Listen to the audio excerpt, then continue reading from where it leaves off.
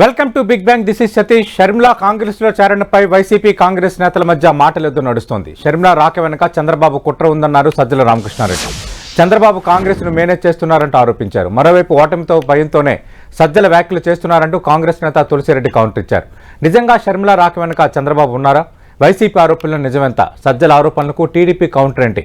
అసలు షర్మిలా వెనుక ఎవరున్నారు? ఇదే అంశంపై మనం బిగ్ బ్యాంగ్ డిబేట్లో మాట్లాడబోతున్నాం. చర్చలో పాల్గొంటున్నారు తెలుగుదేశం పార్టీ నుంచి ఆ పార్టీ నేత, జాతీయ అధికార ప్రతినిధిగా ఉన్న పట్టాభిరామ్ గారు, అలాగే వైఎస్ఆర్ కాంగ్రెస్ పార్టీ నుంచి ఆ పార్టీ నేత, జాతీయ అధికార ప్రతినిధిగా ఉన్న రవిచంద్ర రెడ్డి గారు డిబేట్లో జాయిన్ అవుతున్నారు. పట్టాభిరామ్ గారు, good morning sir. Good morning Satish గారు. పట్టాభిరామ్ గారు, మనం చూసాం నిన్న ప్రభుత్వ సలహాదారుగా ఉన్న సజ్జల రామకృష్ణారెడ్డి కొన్ని కామెంట్స్ చేశారు.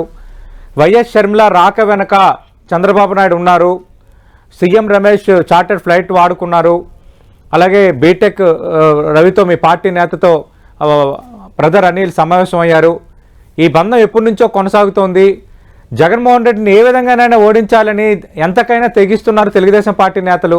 ఇది ఆయన చేసిన కామెంట్స్. సతీష్ గారు సార్, అలా సజ్జల గారి పరిస్థితి ఏంటంటే ప్రతిరోజు ప్రతి గంట ఆయనకి తగులుతున్నటువంటి షాకులకి పాపం కొంత మతి భ్రమించి మాట్లాడుతూ ఉన్నారు. ఇవాళ నిజంగా షర్మిల వెనక ఎవరో లేరండి. షర్మిల వెనక ఉన్నది వాళ్ళ అన్న జగన్మోహన్ రెడ్డి గారు, ఇంకా ఊరు కాదు. ఇవాళ ఒకప్పుడు మనందరికి తెలుసు కదండి, నేను జగనన్న వదిలిన బాణాన్ని అని చెప్పి పెద్ద పెద్ద ఉపన్యాసాలు ఇచ్చారు షర్మిల గారు. ఇవాళ షర్మిల గారు తాడేపల్లి ప్యాలెస్ నుంచి గెంటి వేయబడటానికి కారకులు ఎవరండి? జగన్మోహన్ రెడ్డి గారు కదా. షర్మిలని వైఎస్ఆర్ కాంగ్రెస్ పార్టీ నుంచి బయటికి గెంటు వేయటంలో పాత్ర ఎవరిదండి? జగన్మోహన్ రెడ్డి గారిది కదా. షర్మిల గారు తీసుకున్నటువంటి ప్రతి నిర్ణయం వెనక ఉన్నది వాళ్ళ అన్నే. ఇప్పుడు వాడుకుని వదిలేయమని ఎవరు చెప్పారండి? ఆయన 16 నెలలు జైల్లో ఉన్నప్పుడు పాదయాత్రలు చేయించుకుని రకరకాలుగా వాడుకుని వదిలేయమని చెప్పింది ఎవరండి? జగన్మోహన్ రెడ్డి గారే కదా. ఆయనే కదా చేసుకున్నది ఇది. కాబట్టి ఇవాళ షర్మిల గారు రాష్ట్రం విడిచి గతంలో తెలంగాణకి మారటం వెనక కానీ, వైఎస్ఆర్ కాంగ్రెస్ పార్టీని వీడటం వెనక కానీ, అన్ని నిర్ణయాల వెనక ఉన్నది జగన్మోహన్ రెడ్డి గారే, ఇంకా వేరే ఎవరు కాదు. ఆయన వాళ్ళ అంగన్వాడీల పైన ఎస్మా యాక్ట్ ప్రయోగించారండి, కానీ షర్మిల గారి పైన ఎప్పుడైనా జుస్మా యాక్ట్ ప్రయోగించారు. జుస్మా యాక్ట్ అంటే ఏంటో తెలుసా? Jagananna use and throw services act. ఇవాళ ఏదో అంగన్వాడీల పైన ఎస్మా, ఆయన సొంత కుటుంబాల పైన, కుటుంబ సభ్యుల పైన జుస్మా యాక్ట్లు, సొంత పార్టీ నాయకుల పైన ఈ జుస్మా యాక్ట్ ప్రయోగిస్తూ ఉంటాడు. ఎవరినైనా యూజ్ అండ్ త్రో, అవసరానికి వాడుకోవటం, ఆ తర్వాత గెంటు వేయటం. సొంత తల్లిని కూడా చూడకుండా ఆమెను కూడా పంపించేశారు కదా. కాబట్టి ఇవాళ సొంత కుటుంబంలో తన రాజకీయ అవసరాల కోసం సొంత కుటుంబ సభ్యుల్ని వాడుకుని రోడ్డున పడేసినటువంటి వ్యక్తి ఈ రాష్ట్ర ముఖ్యమంత్రి జగన్మోహన్ రెడ్డి. ఇవాళ సొంత కుటుంబ సభ్యులనే సరిగ్గా చూసుకోలేనటువంటి వ్యక్తి ఇవాళ పార్టీ నాయకులనే చూసుకుంటారు, రాష్ట్ర ప్రజలనే చూసుకుంటారని చెప్పి ప్రజలు ఎప్పటి నుంచో కామెంట్ చేస్తున్నారు. కాబట్టి ఇవాళ షర్మిల గారి వెనక ఎవరో కాదు, ఉన్నది జగన్మోహన్ రెడ్డి గారే. ఆయన తీసుకున్నటువంటి నిర్ణయాల వల్ల రాజ్యసభ సీట్ ఇస్తానని చెప్పి నన్ను దగా చేశాడు మా అన్నయ్య అని చెప్పి ఆవిడ మీడియా ముఖంగానే చెప్పారు. ఆవిడ మీడియా ముందుకు వచ్చి నన్ను ఉపయోగించుకుని వదిలేశారని చెప్పి ఆవిడ నోటితో ఆవిడే చెప్పారు. కాబట్టి సొంత అన్న చేతిలో మోసపోయి దగా చెంది ఇవాళ ఆవిడ బయటికి రావాల్సినటువంటి పరిస్థితి. కాబట్టి వాళ్ళు చేసుకున్నటువంటి, అంటే వారి స్వయం కృతాపరాధం.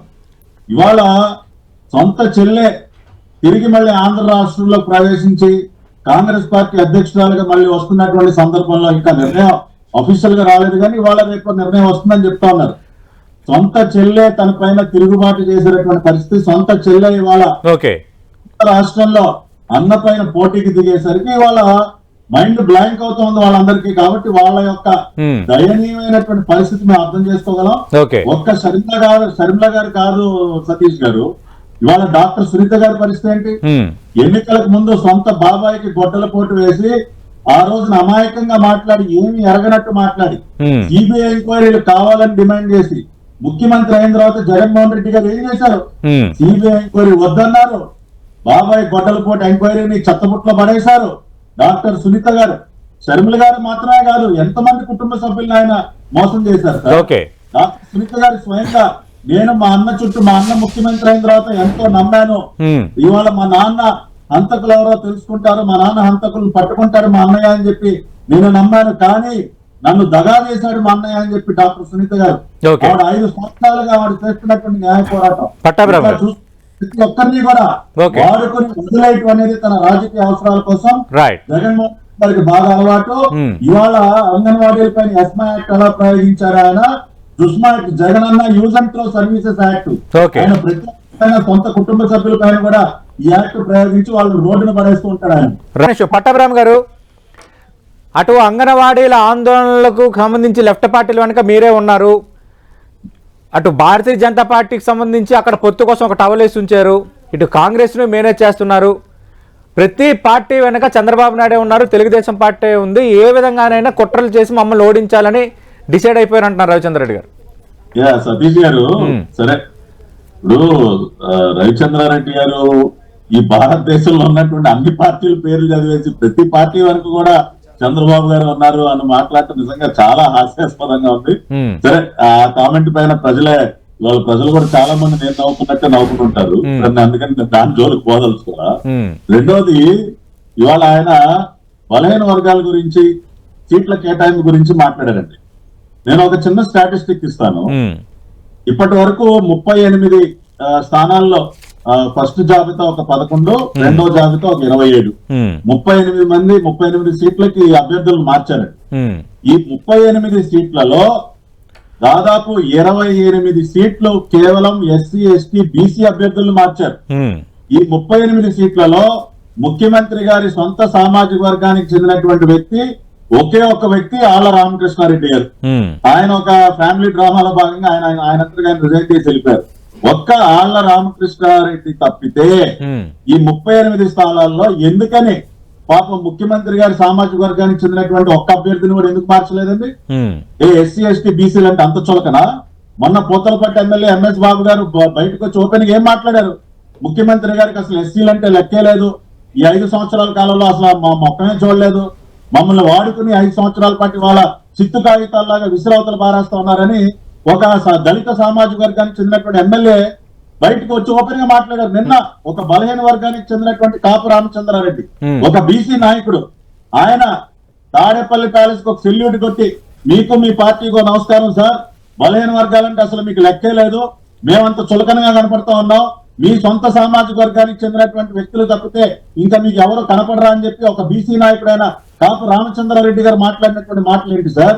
కాబట్టి ఇవాళ వైఎస్ఆర్ కాంగ్రెస్ పార్టీకి వ్యతిరేకంగా ఎక్కువగా మాట్లాడుతున్నది బలహీన వర్గాలకు చెందినటువంటి నాయకులు, వాళ్ళ పార్టీలో ఉన్నటువంటి బలహీన వర్గాలకు చెందినటువంటి నాయకులే మాట్లాడుతూ ఉన్నారు. కాబట్టి ఇవాళ రాష్ట్రంలో ఉన్నటువంటి ఎస్సీ, ఎస్టీ, బీసీ మైనారిటీలందరూ కూడా సంపూర్ణంగా అర్థం చేసుకున్నారు. ఇవాళ దళితుల్ని వెంటాడి వేధిస్తున్నది ఎవరు? దళితుల్ని చంపి ఇంటికి పార్సిల్ పంపిస్తున్నది ఎవరు? దళితుల్ని అనేక రకాలుగా హింసిస్తున్నది ఎవరు? ఇవన్నీ కూడా ప్రజలు, ఒక బలహీన వర్గానికి చెందినటువంటి యువకుడు అమర్నాథ్ ని పెట్రోల్ పోసి తగలబెట్టింది ఎవరు సార్? వాళ్ళ డ్రైవర్ సుబ్రహ్మణ్యాన్ని ఇంటికి డోర్ డెలివరీ చేసింది ఎవరు? చంపేసి. ఇవన్నీ అర్థం చేసుకున్నారు ప్రజలందరూ కూడా. కాబట్టి బలహీన వర్గాల గురించి, దళితుల గురించి మాట్లాడేటువంటి నైతిక హక్కు వైఎస్ఆర్ కాంగ్రెస్ పార్టీకి లేదు. రెండోది, అంగన్వాడీల గురించి మాట్లాడారు. ఇవాళ అంగన్వాడీలు దేనికి పోరాడుతూ ఉన్నారు సార్? గతంలో జగన్మోహన్ రెడ్డి గారు ఇచ్చినటువంటి హామీని నిలబెట్టుకోమని వాళ్ళని గొంతెమ్మ కోరికలు కోరట్లా, మాకు 50,000 ఇవ్వండి, 1,00,000 ఇవ్వండి అని అడగట్లా. జగన్మోహన్ రెడ్డి గారు ఏం చెప్పారు? నేను అధికారంలోకి వస్తే తెలంగాణ కంటే ఒక 1,000 రూపాయలు అదనంగా మీకు జీతం ఇస్తాను అని ఆయన హామీ ఇచ్చారు. ఆ విషయాన్ని కాదనమని చెప్పండి. ఇవాళ తెలంగాణ రాష్ట్రంలో ఇస్తున్నది 13,500 రూపాయలు. వాళ్ళందరినీ ఎన్నికల ఏడాదిలో రెచ్చగొడుతున్నారు, ప్రభుత్వ వ్యతిరేకంగా లెఫ్ట్ పార్టీలను కూడా వాడుకుంటున్నారు. రెచ్చగొట్టడం కాదు, ఇవాళ జగన్మోహన్ రెడ్డి గారి పదవీ కాలం పూర్తవుతా ఉంది. అయ్యా జగనన్న, మీ 5 సంవత్సరాల కాలం పూర్తవుతా ఉంది, మీరు ఇచ్చినటువంటి హామీ నిలబెట్టుకోమని అడుగుతా ఉన్నారు. తెలంగాణలో 13,500 ఉంది, ఒక 1000 అదనంగా ఇవ్వాలి, 14,500 ఇవ్వాలి. ఎందుకని ఇవ్వలేకపోతా ఉన్నారు? గతంలో చంద్రబాబు నాయుడు గారు 4,500 ఉన్నటువంటి అంగన్వాడీల జీతాన్ని 10,500 పెంచారు, 6,000 రూపాయలు పెంచారు. ఇవాళ జగన్మోహన్ రెడ్డి గారు 10,500 ఒక్క 1000 పెంచి చేతులు దులుపుకున్నారు. ఇంకో 3,000 పెంచితే ఎంత భారం పడుతుంది సార్? నేను ఒక చిన్న లెక్క చెప్తా. ఇవాళ రవిచంద్రారెడ్డి గారు కూడా అర్థం చేసుకోవాలి. ఇవాళ రాష్ట్రంలో ఉన్నటువంటి అంగన్వాడీల సంఖ్య 1,10,000. వాళ్ళకి ఇవాళ అడుగుతున్నది 3,000 రూపాయలు పెంచమని, 11,000ని 14,500 పెంచమని అడుగుతా ఉన్నారు. 3,000 రూపాయలు పెంచితే నెలకి పడే భారం 30 కోట్లు, సంవత్సరానికి కేవలం 360 కోట్లు. వాళ్ళేం వేల కోట్ల రూపాయల భారం అయ్యట్లా. ఇవాళ నెలకి 30 కోట్లు లేవా సార్? ప్రతి మంగళవారం ఆర్బీఐ దగ్గర నుంచి కొన్ని వేల కోట్ల రూపాయలు అప్పులు చేస్తారు. ఇవాళ రిషికొండ ప్యాలెస్ నిర్మాణానికి 500 కోట్లు ఖర్చు పెట్టింది రాష్ట్ర ప్రభుత్వం. అంటే ఒక రిషికొండ ప్యాలెస్ విలువ చేయదా? 1,10,000 మంది జీవితాలు ఒక రిషికొండ ప్యాలెస్ విలువ చేయవా సార్? వాళ్ళు గొంత కోరట్లా. డిమాండ్ జగన్మోహన్ రెడ్డి గారిని మీ హామీ మీరు నిలబెట్టుకోండి అని అడిగినందుకు ఇవాళ ఎస్మా యాక్ట్ ప్రయోగిస్తారా సార్? లాఠీలు చూపిస్తారా సార్? రవిచంద్ర రెడ్డి గారు గతంలో అంగన్వాడీలకు ఇచ్చిన హామీని ఎందుకు నెరవేర్చలేదని వాళ్ళు అడుగుతుంటే ఎస్మా ప్రయోగిస్తున్నారు. అలాగే మార్పులు చేర్పులు చేశామంటున్నారు, కానీ మార్పులు చేర్పుల్లో రెడ్డి సామాజిక వర్గానికి చెందిన ఒక్కరినే మార్చారు. దాదాపు 28 మంది బలహీన వర్గాల శాసనసభ్యులు ఉన్నారంటున్నారు. సతీష్ గారు ఒక్క పాయింట్ చెప్పి ముగిస్తా. రవిచంద్రారెడ్డి అన్న ఒక్క పాయింట్, ఇవాళ వైఎస్ఆర్ కాంగ్రెస్ పార్టీ పరిస్థితి ఏ విధంగా మారిపోయిందంటే, అంబటి రాయుడు పార్టీ కండువా కప్పించుకున్నటువంటి 3వ రోజున నమస్కారం పెట్టి వెళ్ళిపోయాడు ఆయన. స్వయంగా ముఖ్యమంత్రి గారు పార్టీలోకి ఆహ్వానించారు అంబటి రాయుడు గారిని. ఆయనకి 3 రోజుల్లోనే అర్థమైపోయింది తాడేపల్లి ప్యాలెస్ వ్యవహారం ఏంటో.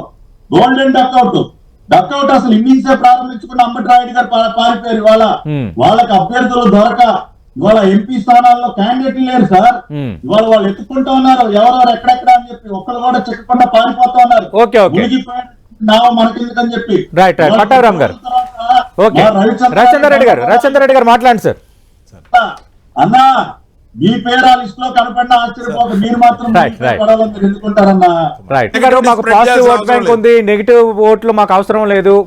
మళ్ళీ అటు కాంగ్రెస్ లెఫ్ట్ పార్టీలతో కలిసి ఇండియా కూటమిలో చంద్రబాబు నాయుడు భాగం కాబోతున్నారు. దానికి ఇదే ప్రాతిపదిక. షర్మిలను రంగంలో దించి జగన్మోహన్ రెడ్డికి సాంప్రదాయకంగా వస్తున్న ఓటు బ్యాంకును చేల్చాలనేదే ఒక పెద్ద కుట్ర. ఇది రవిచంద్ర రెడ్డి గారు చేస్తున్న ఆరోపణ. ఇవాళ అసలు ఇందాక రవిచంద్ర రెడ్డి గారు ఒక మాట అన్నారు, జగన్మోహన్ రెడ్డి గారికి ఎక్స్టెన్షన్ అంట. అన్న ఎక్స్టెన్షన్ కాదు, జగన్మోహన్ రెడ్డి గారికి పెన్షన్. మాజీ ముఖ్యమంత్రిగా జీవితకాలం ఆయనకి పెన్షన్ వస్తుంది. పెన్షన్ గురించి ఆలోచించమనండి జగన్మోహన్ రెడ్డి గారిని. ఆయన గారి పెన్షన్ అయితే మేము ఖచ్చితంగా ఇస్తామన్నా. రేపు మా ప్రభుత్వం అధికారంలోకి వచ్చాక జగన్మోహన్ రెడ్డి గారికి వచ్చేటటువంటి పెన్షన్ లో మాత్రం ఎటువంటి కోత పెట్టాం. ప్రతి నెల 1వ తారీఖునే జగన్మోహన్ రెడ్డి గారి అకౌంట్ లో పెన్షన్ డబ్బులు ఖచ్చితంగా చంద్రబాబు గారు. ఇవాళ లేదన్నా మాజీ ముఖ్యమంత్రి మాజీ ఎమ్మెల్యే పెన్షన్ వస్తుంది, 1వ తారీఖున వేస్తా ఉన్నా, దానిలో ఎటువంటి అనుమానం లేదు. రెండవది ఇవాళ ఎన్నికల హామీల గురించి మాట్లాడుతూ ఉన్నారు.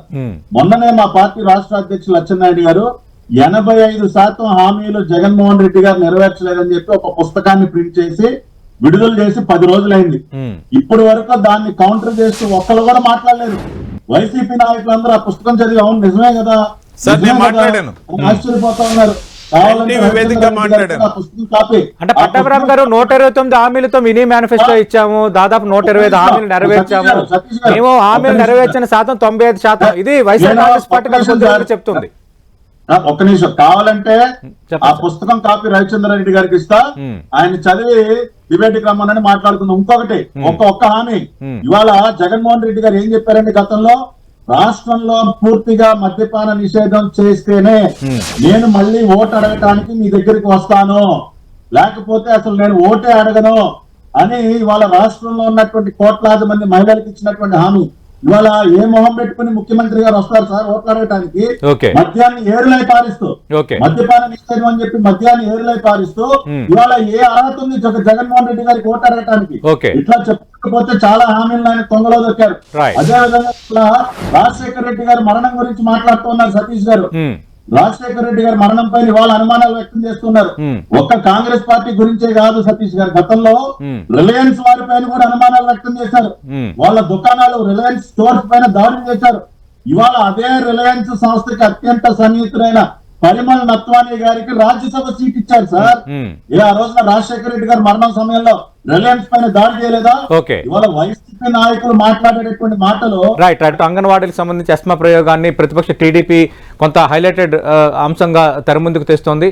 మరోవైపు చంద్రబాబు నాయుడు వెనుక అందరూ ఉన్నారు, అందరూ ఏకమవుతున్నారు, ఓడించే ప్రయత్నం చేస్తున్నారు. మాకు ఎక్స్టెన్షను చంద్రబాబు నాయుడుకు టెన్షన్ అని వైఎస్ఆర్ కాంగ్రెస్ పార్టీ అంటుంటే ఖచ్చితంగా మాజీ ముఖ్యమంత్రికి జగన్మోహన్ రెడ్డికి పెన్షన్ ఇస్తామని టీడీపీ అంటుంది. చూద్దాం, ఇంకా 3 నెలలు ఏదో ఒకటి తేలబోతోంది. ఇది వాటి బిగ్ బ్యాంగ్ డిబేట్.